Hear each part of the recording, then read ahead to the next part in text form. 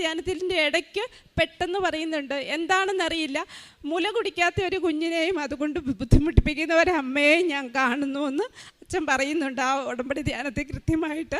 അപ്പോൾ എനിക്ക് മനസ്സിലായി അത് വേറെ ആരുമല്ല. ഡിസംബർ 29-ാം തീയതിയാണ് ഇവിടെ ആദ്യമായി വന്ന് ഉടമ്പടി എടുക്കുന്നത്. ഞാൻ ശരിക്കും ഒരു ഹിന്ദു മതത്തിൽ ജനിച്ചയാളാണ്.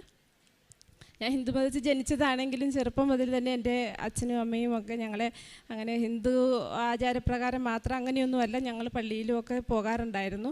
എൻ്റെ വീട് കുറവലങ്ങാടായിരുന്നു ശരിക്കും.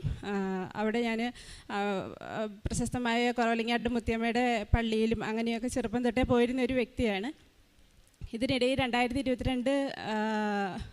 2022 എൻ്റെ ഇളയ അനിയത്തിക്ക് ഒരു കുഞ്ഞുവാവ ഉണ്ടാവുകയും അവന് വളരെയേറെ പ്രശ്നങ്ങളിൽ കൂടെ പോവുകയും ചെയ്തു. അപ്പോൾ അതിൻ്റെ ഫലമായിട്ടാണ് ഉടമ്പടി എടുക്കാൻ ഞാൻ തീരുമാനിക്കുന്നത്. ഉടമ്പടിയെപ്പറ്റി ഞാൻ കൂടുതലായി അറിയുന്നത് ഞങ്ങൾ 3 പെൺകുട്ടികളാണ്. എൻ്റെ രണ്ടാമത്തെ അനിയത്തി വഴിയാണ് ഞാനിത് അറിയുന്നത്. അപ്പോൾ മൂന്നാമത്തെ അനിയത്തിയുടെ കുട്ടിക്ക് വേണ്ടിയിട്ടാണ് ഞാൻ ഉടമ്പടി എടുത്തത് ആദ്യമായിട്ട്. കുഞ്ഞുണ്ടായി കഴിഞ്ഞപ്പോൾ കുഞ്ഞിന് തൈറോയിഡ് ഫങ്ഷൻ ടെസ്റ്റ് അതിൽ ഹൈ ആയിട്ട് വാല്യൂ ആയിരുന്നു. അവനുണ്ടായപ്പോൾ 16 സംതിങ് ഉണ്ടായിരുന്നു. അവൻ്റെ ബിലോ 5 ആണ് അതിൻ്റെ നോർമൽ വാല്യൂ. അപ്പോൾ ഞാനൊരു നേഴ്സാണ്, ഇപ്പോൾ വർക്ക് ചെയ്യുന്നില്ല എങ്കിലും. അപ്പോൾ അവന് വേണ്ടിയിട്ട് പിന്നീട് 1 മാസത്തിനകം അത് കുറഞ്ഞില്ലെങ്കിൽ, അത് നോർമലിലേക്ക് വന്നില്ലെങ്കിൽ ലൈഫ് ലോങ് നമ്മൾ ടാബ്ലറ്റ് എടുക്കേണ്ടതായിട്ട് വരുമെന്ന് എനിക്ക് അറിയാമായിരുന്നു. അപ്പോൾ ഡോക്ടർ പറഞ്ഞു 1 മാസം നോക്കാം, അതിനുശേഷം ബാക്കിയത്തെ കാര്യങ്ങൾ തീരുമാനിക്കാം എന്ന് പറഞ്ഞു. അപ്പോൾ എല്ലാ ആഴ്ചയിലും കൊണ്ടുപോയി കുഞ്ഞിന് ബ്ലഡ് ടെസ്റ്റ് എടുക്കേണ്ട ഒരു അവസ്ഥയായിരുന്നു. അപ്പോൾ കുഞ്ഞായത് കൊണ്ടിട്ടും നമുക്കിവനെ കൊണ്ടുപോയി ഇങ്ങനെ കുത്തിക്ക് തെരുതെരെയുള്ള പ്രിക്കിങ് ഒരു തവണ തന്നെ 2-3 പ്രാവശ്യം പ്രിക്ക് ചെയ്താലൊക്കെ ആയിരുന്നു കിട്ടിക്കൊണ്ടിരുന്നത്. അപ്പോൾ ആകെ ഒരു വലിയ ബുദ്ധിമുട്ടായിരുന്നു അത്. 1 മാസമായിട്ടും അതിന് വാല്യൂവിന് യാതൊരു കുറവും തന്നെ വന്നില്ല. അപ്പോൾ എനിക്കിവിടെ എത്തിപ്പെടാനായിട്ട് ബുദ്ധിമുട്ടുണ്ടായിരുന്നു. എൻ്റെ വീട്ടിൽ എന്നെ കല്യാണം കഴിച്ച വീട്ടിൽ ഇച്ചിരി ഈ പറഞ്ഞതുപോലെ പള്ളിയിൽ വരുന്നതിനോട് വലിയൊരു താല്പര്യമുള്ള ആളല്ല. അതുകൊണ്ട് എനിക്ക് ഉടമ്പടി എടുക്കുവാനായിട്ട് ബുദ്ധിമുട്ടുള്ളത് കൊണ്ടിട്ട് ഞാൻ എൻ്റെ അനിയത്തിയുടെ ഹസ്ബൻഡിനോട് ഇവിടെ വന്ന് പ്രാർത്ഥിക്കാൻ പറഞ്ഞ ആളിനെ വിട്ടു. അവനിവിടെ വന്ന് പ്രാർത്ഥിച്ച് തിരിച്ചു വന്ന അന്ന് ബ്ലഡ് ടെസ്റ്റ് വൈകിട്ട് കുഞ്ഞിൻ്റെ ചെയ്യുമ്പോൾ തൈറോയിഡ് 14 ഉണ്ടായിരുന്നതിൽ നിന്ന് അന്ന് അത് 5-ലേക്ക് വന്നു. പക്ഷേ അന്ന് അവനത് ഇവിടെ വന്ന് പ്രാർത്ഥിച്ച് പോയിട്ടേ ഉണ്ടായിരുന്നുള്ളൂ, ഉടമ്പടി എടുത്തിട്ടുണ്ടായിരുന്നില്ല. അപ്പോൾ ഡോക്ടർ 2 ആഴ്ചയും കൂടി കണ്ടിന്യൂ ചെയ്യണമെന്ന് പറഞ്ഞു. വീണ്ടും നോക്കി കഴിഞ്ഞ് കഴിഞ്ഞപ്പോൾ അടുത്ത ആഴ്ച വന്നപ്പോൾ വീണ്ടും അത് ഹൈയിലേക്ക് തന്നെ എത്തി. അപ്പോൾ ഞാൻ ഈ സാഹചര്യത്തിലെല്ലാം ഉടമ്പടി എടുത്തിട്ടില്ലെങ്കിലും രണ്ടാമത്തെ അനിയത്തിയിൽ നിന്ന് ഉടമ്പടിയുടെ കാര്യങ്ങളെല്ലാം അറിഞ്ഞ് അതെല്ലാ കാര്യങ്ങളും കൃത്യമായിട്ട് ഭംഗിയായിട്ട് ചെയ്യുന്നുണ്ടായിരുന്നു ഒരുവിധം. അപ്പോൾ ഇതിൻ്റെ ഇടയ്ക്ക് സാക്ഷ്യങ്ങൾ കേൾക്കുമായിരുന്നു. എല്ലാ കാര്യങ്ങളും അനിയത്തിയിൽ നിന്ന് എനിക്ക് അറിയാമായിരുന്നു. അപ്പോൾ ഞാൻ ഒരുപാട് സാക്ഷ്യങ്ങൾ കേൾക്കാനും അത് കുഞ്ഞിന് ഹോസ്പിറ്റലിൽ അഡ്മിറ്റ് ആയിരിക്കുമ്പോഴും അവർക്ക് അയച്ചു കൊടുക്കാനും അവിടെ ഇരുന്ന് കേൾക്കാനും അങ്ങനെയുള്ള കാര്യങ്ങൾ.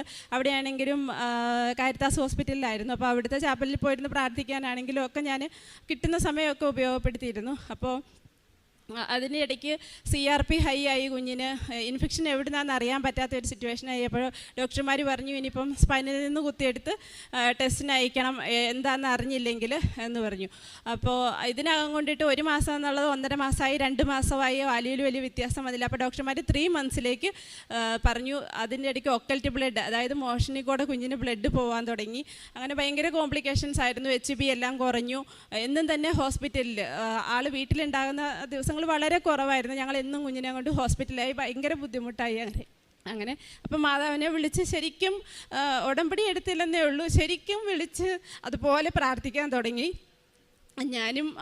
ഞാൻ ഇടവില്ലാതെ മാതാവിന് സമാധാനം കൊടുക്കാതെ എന്ന് പറഞ്ഞതുപോലെ വിളിച്ച് പ്രാർത്ഥിക്കാൻ തുടങ്ങി. അതുപോലെ ഇവിടുന്ന് കിട്ടിയ ഒരു കാശ് രൂപ ഉണ്ടായിരുന്നു, അത് കുഞ്ഞിൻ്റെ അരയിൽ ഞാൻ തന്നെ കെട്ടിക്കൊടുത്തു. ഏറ്റവും അവസാനം ഡോക്ടർ പറഞ്ഞു ഇനിയിപ്പോൾ തൈറോയിഡ് ഫങ്ഷൻ്റെ ടെസ്റ്റ് നമ്മുടെ റിസൾട്ട് വരുമ്പം അത് കുറവില്ല എങ്കിലും കുഞ്ഞിന് നമ്മൾ എന്തായാലും ടാബ്ലറ്റ് സ്റ്റാർട്ട് ചെയ്യുമെന്ന് പറഞ്ഞ് ഇൻറ്റൻറ്റ് ചെയ്തു. ടാബ്ലറ്റൊക്കെ നമുക്ക് കിട്ടി. പക്ഷേ ടാബ്ലറ്റ് വന്നു കഴിഞ്ഞും റിസൾട്ട് വന്നപ്പോൾ ഇതുപോലെ ആ സെയിം റിസൾട്ടിൽ തന്നെ ഇരിക്കുന്നു. പക്ഷെ ഞാൻ നേഴ്സാണെങ്കിൽ കൂടി എനിക്കറിയാം ഒരിക്കലത് തുടങ്ങിയ കുഞ്ഞുള്ള കാലം അത്രയും അത് പിന്നെ അതിനെ നിർത്താൻ സാധിക്കില്ലെന്ന് എനിക്കറിയാവുന്ന തൊട്ട്. ഇത് ഞാൻ മാതാവിനെ വിളിച്ച് അപേക്ഷിച്ചു, കൊടുക്കാൻ സമ്മതിച്ചില്ല. അപ്പോൾ എൻ്റെ അനിയത്തി IT ഫീൽഡിലാണ് വർക്ക് ചെയ്യുന്നത്. അവൾക്കൊരു ചെറിയ ബുദ്ധിമുട്ടായിരുന്നു, കുഞ്ഞിന് എന്തെങ്കിലും പറ്റുമോ, കാരണം ഡോക്ടർമാർ പറഞ്ഞു ബുദ്ധിക്കൊക്കെ തകരാറുകൾ വരും, അതുകൊണ്ടിട്ട് ഇനി നിങ്ങളുടെ റിസ്ക്കാണ്, ഞങ്ങൾക്ക് ഇതിൽ റിസ്ക് ഇല്ല, ഞാൻ അത് കറക്റ്റായിട്ട് റെക്കോർഡ് ചെയ്ത് വെക്കും എന്ന് പറഞ്ഞ് ഞങ്ങളെയും കൊണ്ടിട്ട് ഞങ്ങളുടെ മുമ്പിൽ വെച്ച് തന്നെ ഡോക്ടർ അത് കേസ് ഷീറ്റിൽ മെൻഷൻ ചെയ്ത് വെച്ചു. ഞങ്ങളുടെ അപാകത മൂലമാണ് കുഞ്ഞിന് ഇനി മുമ്പോട്ട് എന്തെങ്കിലും പ്രശ്നം വന്നാൽ എന്നുള്ള രീതിയിൽ അങ്ങനെ ഇത് ചെയ്തു. അപ്പം ഞങ്ങൾ എന്നിട്ട് ഞാനത് കൊടുക്കാത്തത് കൊണ്ടല്ലേ, ടാബ്ലറ്റ് കൊടുക്കാത്തത് കൊണ്ടാണ് അങ്ങനെ പ്രശ്നം വരുമെന്ന് പറഞ്ഞത്. അപ്പോൾ എങ്കിലും ഞാൻ മാതാവിൽ ഉറച്ച് വിശ്വസിച്ച് ഞാൻ പറഞ്ഞു ഒരിക്കൽ കൂടി ടെസ്റ്റ് ചെയ്തിട്ട് ടാബ്ലറ്റ് ഞാൻ കൊടുത്തോളാം, അതുവരെ കൊടുക്കില്ലെന്ന് പറഞ്ഞു. ടാബ്ലറ്റ് കൊടുത്തില്ല. അങ്ങനെ റീടെസ്റ്റിന് വിട്ടു. അന്ന് തന്നെ അവർ കിട്ടിയിരുന്ന ബ്ലഡിൻ്റെ മിച്ചം അവരുടെ അടുത്തുണ്ടായിരുന്ന സാമ്പിൾ വിട്ടു, അത് സഫീഷ്യൻ്റ് അല്ലെന്നും പറഞ്ഞ് തിരിച്ചു വന്നു റിസൾട്ട്. പിറ്റേ ദിവസം വീണ്ടും കുത്തി, അന്നും സഫീഷ്യൻ്റ് ആയിട്ട് കിട്ടിയില്ല ബ്ലഡ്. 3 ദിവസം കഴിഞ്ഞ് വീണ്ടും അവന് റീടെസ്റ്റ് വിട്ട് കഴിഞ്ഞപ്പോൾ അതിൽ വന്നേക്കുന്ന വാല്യൂ നോർമൽ വാല്യൂ ആണ്, ബിലോ 4 ആണ് ഇപ്പോൾ അവൻ യാതൊരു കുഴപ്പമില്ലാതെ കൊണ്ടിട്ടിരിക്കുന്നു. ഇതിൻ്റെ ഇടയിൽ ഉണ്ടായിരുന്നതാണ് TSH 16 എബോവ് ആയിരുന്നു അവന്. 16 നിന്ന് ഇൻ ബിറ്റ്വീൻ ഒരു പ്രാവശ്യം മാത്രം 5 വന്നിരുന്നു. അന്ന് അവൻ്റെ അച്ഛൻ ഇവിടെ വന്ന് പ്രാർത്ഥിച്ചു പോയ ദിവസമായിരുന്നു. അതിൻ്റെ പിറ്റേ ദിവസമാണ് 5 വന്നത്. പിന്നെ അത് അവൻ്റെ അച്ഛൻ ഉടമ്പടി എടുത്തിട്ടുണ്ടായിരുന്നില്ല. അത് കഴിഞ്ഞ് അത് വീണ്ടും ഹൈ ആയി. പിന്നീടുള്ള ദിവസങ്ങളിലെല്ലാം 10 എബോവ് ആയിരുന്നു. 16 അറൗണ്ട് 16 തന്നെ ആയിരുന്നു നിന്നിരുന്നത്. അപ്പോൾ ഇങ്ങനെ മാതാവിനോട് ഞാൻ പറഞ്ഞു, മാതാവ് എന്ത് സാഹചര്യം വന്നാലും ഞാൻ വന്ന് ഉടമ്പടി എടുക്കും, അതുകൊണ്ട് കുഞ്ഞിനെ ടെസ്റ്റ് ചെയ്യുമ്പോൾ നോർമലിലേക്ക് തന്നെ തിരിച്ചു കിട്ടണമെന്ന് ഞങ്ങളെല്ലാവരും മുട്ടിപ്പായി പ്രാർത്ഥിച്ചു. അതുപോലെ ഇടതടവില്ലാതെ പ്രാർത്ഥിച്ച് 3-ാം ദിവസമാണ് പിന്നീട് ബ്ലഡ് സെൻഡ് ചെയ്യാൻ പറ്റിയത്. അന്ന് വന്ന റിസൾട്ടിൽ കുഞ്ഞിന് നോർമലായിട്ട് വന്നു. 4 ആണ് അവനിപ്പോൾ. ഇപ്പോൾ യാതൊരു കുഴപ്പങ്ങളുമില്ല. പിന്നെ ഇതിൻ്റെ ഇടയ്ക്ക് തന്നെ ഈ ഒക്കൽറ്റ് ബ്ലഡ് എന്ന പ്രശ്നം ഉണ്ടായത് അവന് മിൽക്കിൻ്റെ അലർജി കൊണ്ടിട്ടായിരുന്നു.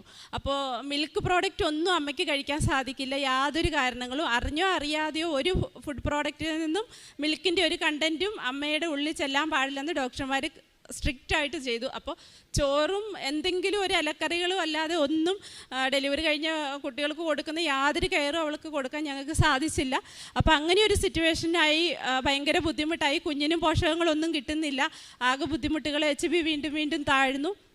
അപ്പോൾ ഡോക്ടർമാർ പറഞ്ഞു അമൃതയിൽ കൊണ്ട് കാണിക്കാൻ പറഞ്ഞു. അമൃതയിൽ കൊണ്ട് കാണിച്ചു. അവിടെ കൊണ്ട് കാണിച്ച് കഴിഞ്ഞപ്പം എൻഡോസ്കോപ്പി ചെയ്യണം.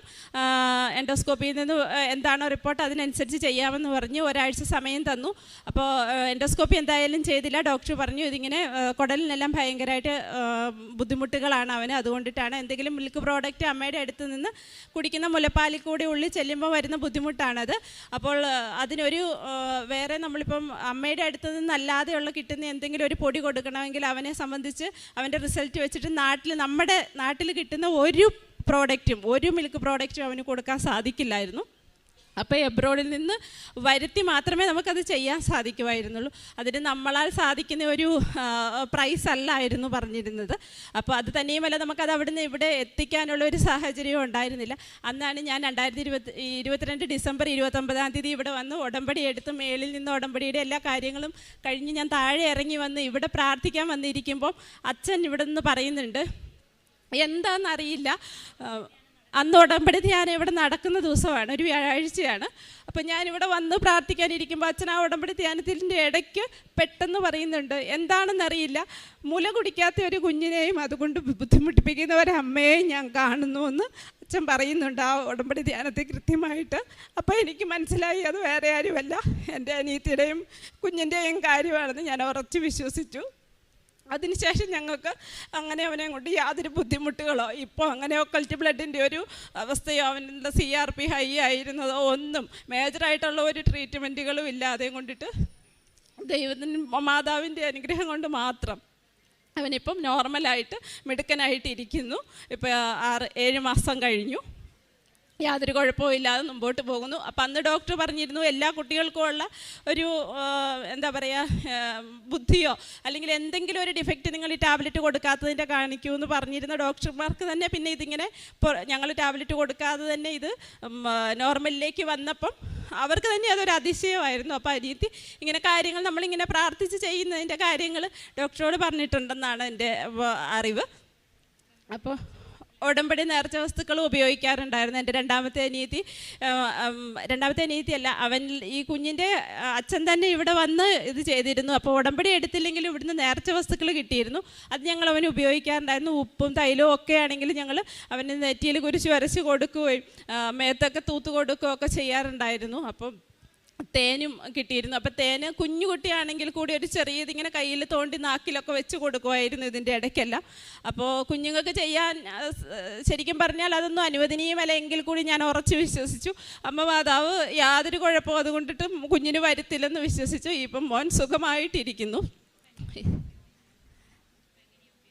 ഉപ്പ് ഉപയോഗിച്ചതും വെള്ളത്തിലിട്ട് കുളിപ്പിക്കുകയും ഒക്കെ ചെയ്തിട്ടുണ്ട്. അതുപോലെ ഉടമ്പടി നേർച്ച വസ്തു തൈലമൊക്കെ മേത്ത് പുരട്ടും വയറിൽ കുരിശ് വരയ്ക്കുകയും ഒക്കെ ചെയ്തിട്ടുണ്ട്. എന്താണോ ബുദ്ധിമുട്ടെന്ന് പറയുന്നത് അതിനനുസരിച്ച് നമ്മൾ ഉടമ്പടി വസ്തുക്കളെല്ലാം കൃത്യമായിട്ട് ചെയ്തു. പിന്നെ എന്നത്തേക്കുമായിട്ട് അവന് അരയിൽ ഒരു ചരടിൽ ഞാൻ ആ കാശരൂപം കെട്ടിക്കൊടുത്തിട്ടുണ്ട്. അത് ഇന്നും അവൻ്റെ അരയിൽ തന്നെ കിടക്കുന്നുണ്ട്. മാതാവ് അവനെ സ്ഥിരമായിട്ട് കാത്തു പരിപാലിക്കുന്നുമുണ്ട്.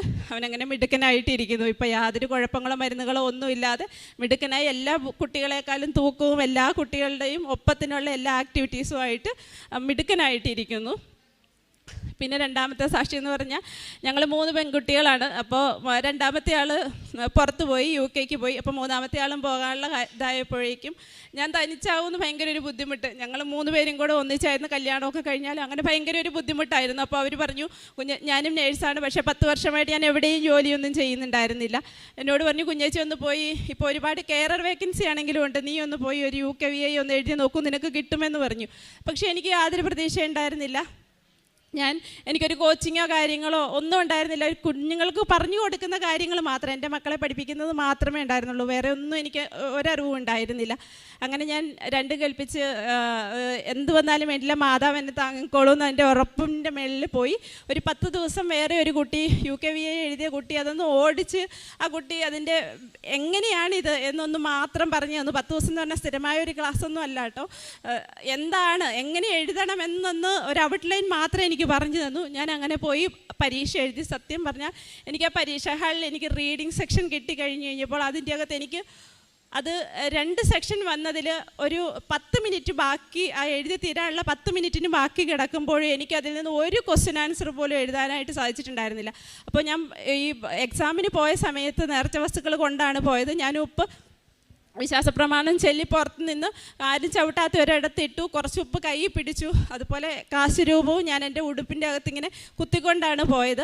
ഈ കൊണ്ടുപോയ ഉപ്പിൽ നിന്ന് ഞാൻ എൻ്റെ അടുത്ത് പരീക്ഷയ്ക്ക് ഇരുന്ന കൊച്ചിന് ഒരിച്ചിരി ഉപ്പ് കൊടുത്തിട്ട് പറഞ്ഞു, ടെൻഷനൊന്നും അടിക്കേണ്ട, എനിക്കറിയില്ല ആ കുട്ടി ആരാണെന്ന്, ഇത് ഇരിക്കട്ടെ എന്നും പറഞ്ഞ് ഞാൻ ആ കുഞ്ഞിനും അതുകൂട്ട് ഒരിത്തിരി ഉപ്പ് എൻ്റെ കയ്യിൽ നിന്ന് പകുത്ത് കൊടുത്തു. ബാക്കി ഞാൻ എൻ്റെ തൊണ്ടയിൽ ഇവിടെ ഇങ്ങനെ വെച്ചുകൊണ്ട് അകത്ത് കയറി പരീക്ഷ എഴുതി. പരീക്ഷ എഴുതാൻ നോക്കുമ്പോൾ ഒന്നും എനിക്കറിയില്ല, സത്യത്തിൽ ഒന്നും എനിക്കറിയില്ല. ഇംഗ്ലീഷ് ആണോ എന്ന് പോലും മനസ്സിലാവാത്ത ഒരവസ്ഥയായിരുന്നു അപ്പോൾ.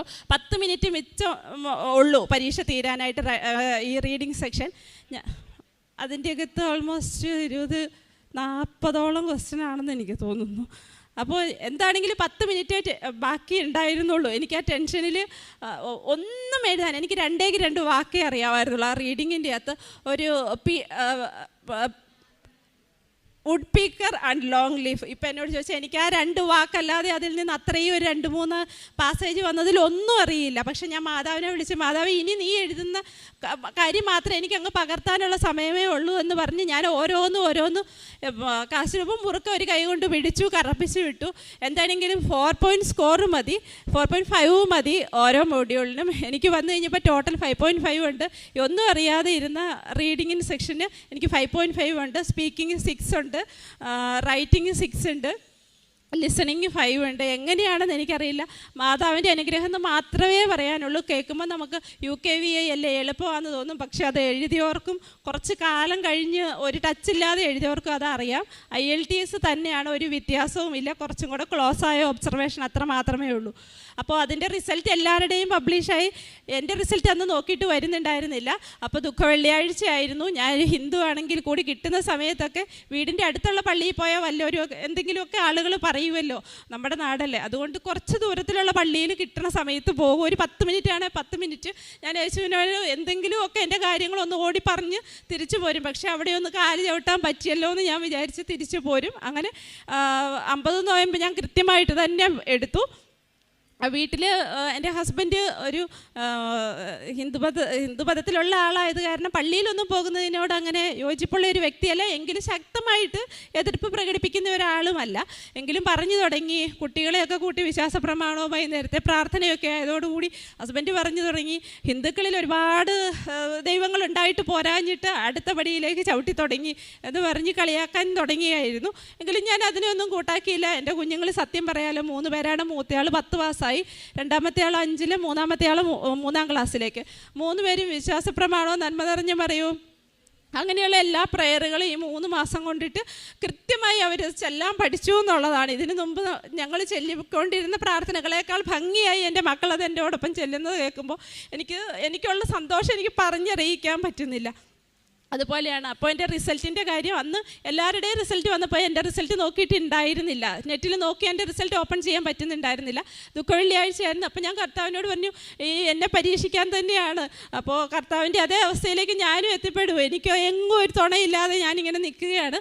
എനിക്ക് എന്തെങ്കിലും ഒരു സഹായം മാതാവിനെ മുറുക്ക പിടിച്ചാൽ ഞാൻ പോയി എഴുതിയത്, എനിക്കത് കിട്ടിയേ മതിയാവുള്ളൂ. അല്ലെങ്കിൽ എന്നെ വീട്ടിലാണെങ്കിലും ഹസ്ബൻഡാണെങ്കിലും ഒക്കെ ചോദ്യം ചെയ്യും, എന്തേ കിട്ടാത്തത്, എന്തേ അങ്ങനെ ഒരിത് വരുമല്ലോ എന്ന് വിചാരിച്ച് ഞാൻ ഓടി പള്ളിയിൽ പോയി ഇരുന്ന് പ്രാർത്ഥിച്ചിട്ട് ഞാൻ പറഞ്ഞു, ഇനി എനിക്ക് റിസൾട്ട് 2 ദിവസത്തേന് വേണ്ട, ഉയർപ്പ് കഴിഞ്ഞ് അടുത്ത ദിവസം എനിക്ക് റിസൾട്ട് തന്നാൽ മതി. പക്ഷേ എനിക്ക് അനുയോജ്യമായിട്ടുള്ള ഒരു റിസൾട്ട് ആയിരിക്കണം എന്ന് പറഞ്ഞു. അങ്ങനെ ഞായറാഴ്ച കഴിഞ്ഞു, ഈസ്റ്റർ കഴിഞ്ഞ് തിങ്കളാഴ്ച രാവിലെ എൻ്റെ റിസൾട്ട് വന്ന് കിടക്കുന്നത് ഞാൻ നോക്കുമ്പോൾ എനിക്ക് 5.5 ഉണ്ട്. ഞാൻ ആരോടും ഒന്നും പറഞ്ഞില്ല. റിസൾട്ട് തന്നെ ഞാൻ ഇവിടെ വന്ന് മാതാവിനോടാണ് ആദ്യം പറയുന്നത്. അത് കഴിഞ്ഞാണ് എൻ്റെ കുഞ്ഞുങ്ങളോടും വീട്ടിലും ഞാൻ പിന്നീട് അറിയിക്കുന്നത്. അതുപോലെ തന്നെ എൻ്റെ മകൻ്റെ കാര്യവും, മകൻ 10-ലാണ്, നന്നായി പഠിക്കുന്ന കുട്ടിയാണ്. നന്നായി പഠിക്കുമെന്ന് പറയുമ്പോൾ മാത്സ് മാത്രം ആൾക്ക് ഭയങ്കര വിഷമമാണ്.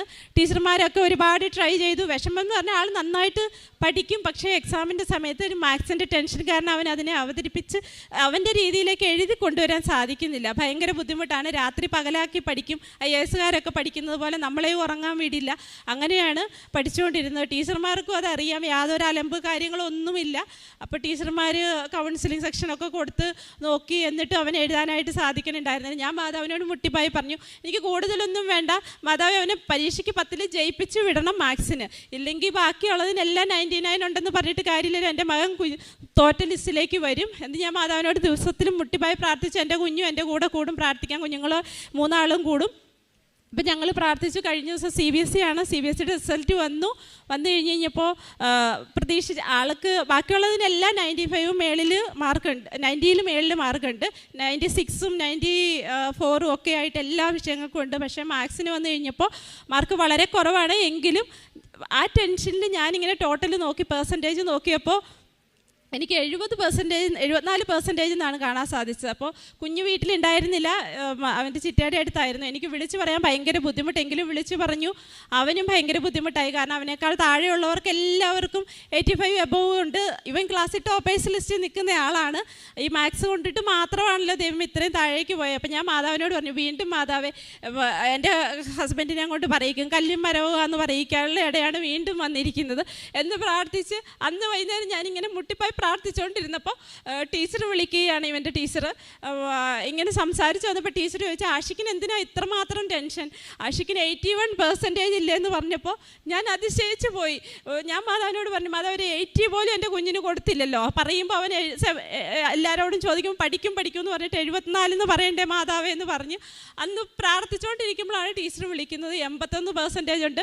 ഞാൻ കാൽക്കുലേറ്റ് ചെയ്തതിൽ വന്ന മിസ്റ്റേക്ക് കൊണ്ടിട്ടാണ് 74 ഉണ്ടായിരുന്നത്. മാതാവ് അത് 81% ആക്കി എനിക്ക് ഉയർത്തി. എൻ്റെ കുഞ്ഞിനെയും എന്നെയും മറ്റുള്ളവരുടെ ചോദ്യത്തിൽ നിന്ന്, കാരണം എല്ലാവരും ചോദിക്കും ഇവൻ ഇങ്ങനെ പഠിച്ചിട്ട് ഇത്രയാണോ എന്ന് ചോദിക്കുക, ആ ഒരു ചോദ്യത്തിൽ നിന്ന് പിടിച്ച് കരകയറ്റി. അങ്ങനെ 2 പ്രാവശ്യവും ഞാൻ എഴുതിയ പരീക്ഷയിലും അവൻ എഴുതിയ പരീക്ഷയിലും ആദ്യം ചെറുതായിട്ടൊന്ന് മാതാവിനെ തള്ളി പറയുമോ എന്ന് നോക്കാനായിരിക്കും എന്ന് ഞാൻ ഉറപ്പായി വിശ്വസിക്കുന്നു. പക്ഷേ ഞാൻ എല്ലാവരോടും പറഞ്ഞിരുന്നു അതിന് മുമ്പേ തന്നെ, ആരൊക്കെ എന്തൊക്കെ പറഞ്ഞാലും ഞാൻ മാതാവിനെ മുറുക്ക പിടിക്കും. മാതാവിനോടും ഞാൻ പറഞ്ഞിട്ടുണ്ട്, എത്ര തന്നെ കഷ്ടം വന്നാലും ശരി ഞാൻ വിടില്ല, മുറുക്ക ഞാൻ പിടിക്കും. എൻ്റെ കഷ്ടതയെല്ലാം മാതാവ് തന്നെ തിരിച്ചെടുക്കുന്നിടം വരെ ഞാൻ ആ കൂട്ടത്തിൽ തന്നെ മുമ്പോട്ട് പോകും. അത് ഇന്നും ഇനി മുമ്പോട്ടും ഞാൻ അങ്ങനെ തന്നെ ഉറപ്പായി വിശ്വസിക്കുന്നു. എന്തൊക്കെ സാഹചര്യങ്ങൾ വന്നാലും ഞാൻ ഈ ജീവിതത്തിൽ മുറുക്കെ പിടിച്ച് വിശ്വസിച്ച് മാതാവിനോടൊപ്പം കൈപിടിച്ച് എൻ്റെ ജീവിതമുള്ള കാലം വരേക്കും ഞാൻ മുമ്പോട്ട് പോകണമെന്നാണ് എൻ്റെ ആഗ്രഹം. മാതാവ് എനിക്ക് സഹായം ചെയ്തു തരും ഞാൻ ഉറപ്പായും വിശ്വസിക്കുന്നു. അവൻ്റെ നാമത്തിൽ വിശ്വസിക്കുന്നവർക്കെല്ലാം കൃപ